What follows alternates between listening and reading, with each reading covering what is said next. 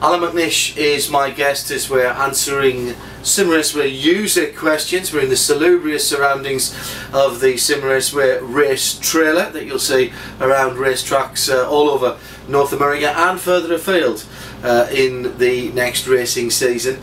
And we move on to a question now, Allan, from John Daniels. I'm not sure how you're going to answer this because there's a word in this that we kind of need to define. He says, is it harder to drive a Daytona Prototype or the R18? Define harder, I would say, to start with. Different experiences completely, I would have thought. It's any car on the limit. Doesn't matter whether it's a street car or an R18, a DP, GT car, Formula 1 car. It's on the limit. That means it's on the limit of adhesion, it's the limit of physics. And when you're at that point, it's hard because you're trying to balance between 99% and 100 and not go to 101. And you know, when you're in that finite point, that's tricky. I think physically, for your arms and a little bit for your shoulders, the DP car's harder because you've got a manual gear shift and it's quite a heavy pull, as opposed to paddle shift, which is very light and gentle. The steering geometry on the DP cars are a bit more crude, whereas on the Audi it's really nice. What do you mean by that? As in, when you're turning on the DP car, it's kind of heavy and not as progressive as it is in the Audi. And also we've got a very clever power steering system in our car as well, which makes life a bit easier. But then on the flip side of it, we're pulling significantly more G-force through the corner, like huge amounts more. And you know, a DP car's got some downforce, but it's not got a lot in comparison to what I'm used to. But it's also got probably half as much again in power than you would have in an LMP car. No, it's got more horsepower. That's not half as much again, that's what I said. Yeah, but no, the DP car's got about 600, 700 horsepower? No, not any longer. It's 580 or something and like that. And what's an LMP car got now? 520.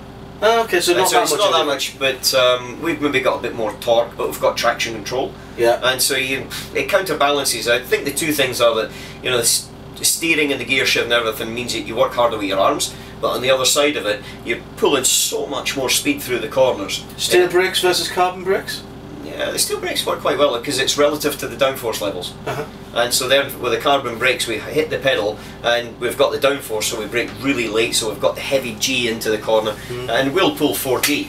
And that means, you know, your body's 4 times its natural weight going through a high-speed corner. And you're doing that for hours on end, that physically your neck and your core and back and, you know, all that gets a bit of a pounding. Whereas your arms don't. But on the flip side of it, in the DP car, arms get a bit of a pounding and your body's got no G on it, so it comes out fine. It's just different. I'm just looking at my arms and my body and knowing which one obviously I'd be more suited to. Well, to be honest with you, I think commentary is where you're but that's a different matter. Yeah, but it's define hard. I think that's the first thing, is they're different and it's always hard on the limit. The thing is that you know, whatever car you're driving, it's got its quirks and you've got to find out what makes it tick, and then it becomes easier, because when a car is well balanced and set up, then to be honest with you, it becomes easy because you're in control of it, you know what it's going to do, it's predictable. When a car's nervous and edgy and you go into the corner and the rear is always unstable and dancing around, then you tend to tighten up as well. And you do that in a road car as well, you tighten up, and when you tighten up you use energy. And when you use energy, then you start to breathe harder. When you're in a rhythm and the car's well balanced, then you relax. And when you're relaxed, off you go, and then it becomes easy.